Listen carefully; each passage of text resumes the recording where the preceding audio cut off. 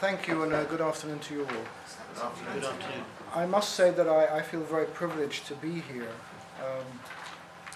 Aid to the Church in Need is an organization I not only feel very closely affiliated to, but have a great deal of respect for, because of the work that continues to be done, and because of the profile it has given and continues to give to people, Christians in particular, who are persecuted for their faith around the world.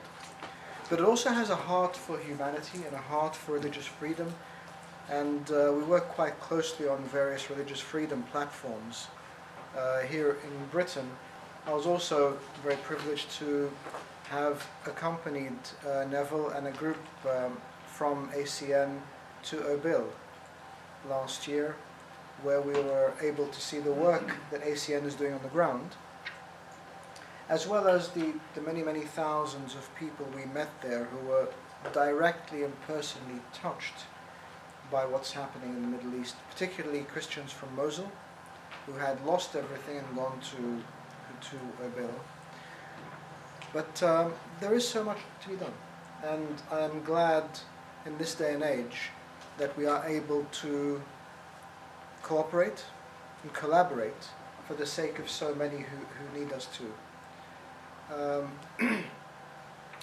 I'm General Bishop of the Coptic Orthodox Church here in Britain. I've been here for 20 years. And on one side of things, I do very much believe in ecumenism. I believe in the body of Christ. I believe in the one church that we are promised we will have one day. Probably not in my lifetime, but we're still working towards it. Because and I know this sounds very cliche, so please forgive me, but what we have in common far, I think, outweighs what separates us. And especially when we look at humanitarian matters, matters of religious freedom, matters of Christian persecution, and so on and so forth, things that touch so many people around the world, and, might I add, our fragmentation in dealing with them would not only be shameful, it would be criminal. Because we have so much to offer together, we have so much to cooperate on. And that takes me then to the Middle East and the situation today. If we look at the Middle East, we see communities that have been there for millennia. As Coptic Christians, we believe that we are descendants of the Pharaonic culture, which has been there for 7,000 years. As Christians in Egypt, we've been there for 2,000 years. And that's not just in Egypt. Throughout the Middle East, so many of the biblical names that we see in the Old Testament are places now that are almost totally void of Christians. People who have been forced, either directly or indirectly, to leave their ancestral homelands, their places of culture and heritage, because others have just decided that they don't belong there anymore.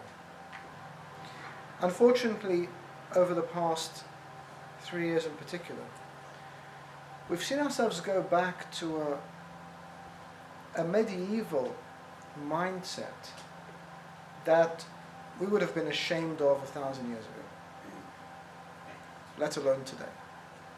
Today, when we have human rights treaties, when we have conventions, when we have United Nations, the World Council of Churches, when we have global Islamic organizations, we have human rights organizations, when we see people sold into slavery, women sold as sex slaves, children either sold or recruited as child soldiers, when we see people burnt alive and buried alive, people decapitated. If that was a shame 1,000 years ago, then how do we perceive that today? Are the people holding the knives or the guns responsible? Or if we go one step back, are the people who are making the decisions, their lieutenants, responsible? Or if we go back a bit further, are their funders responsible? or a bit further, is the world community that has seen this persecution happening on a daily basis throughout the Middle East. Are we all equally responsible? In actual fact, if we're looking at progression and knowledge and communication, if we're looking at world order, if we're looking at social convention, then if anything, we've regressed. And we've regressed because we have seen things happen that we have been silent to. How many times have we heard of Christians in the Middle East and in Africa and other places in the world,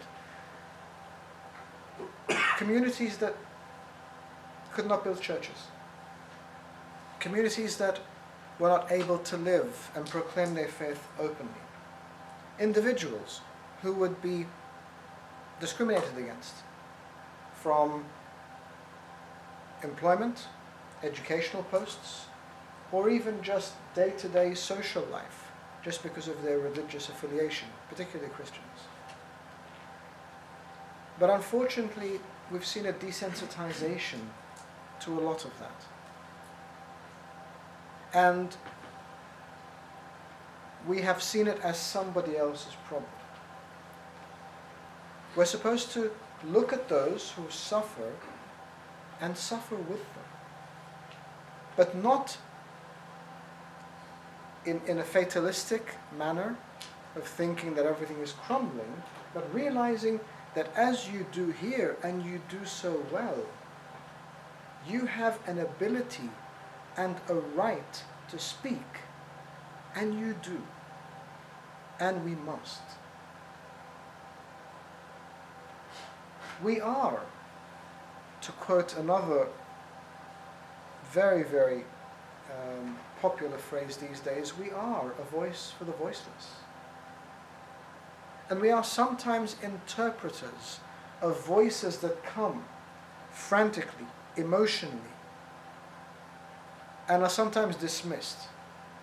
When we've heard Christian leaders come from the Middle East and speak passionately, it's very easy to say, oh, you're just over-exaggerating. It's fine, things are much better. Or, oh, did you hear what that person just said? What kind of Christian leader is he?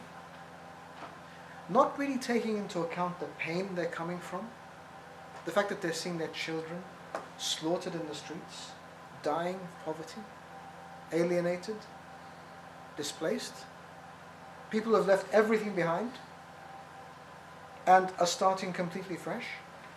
All of that. Of course they're going to come and speak with a sense of pain. And as I said in a conference in Rome recently, I think we have a twofold responsibility.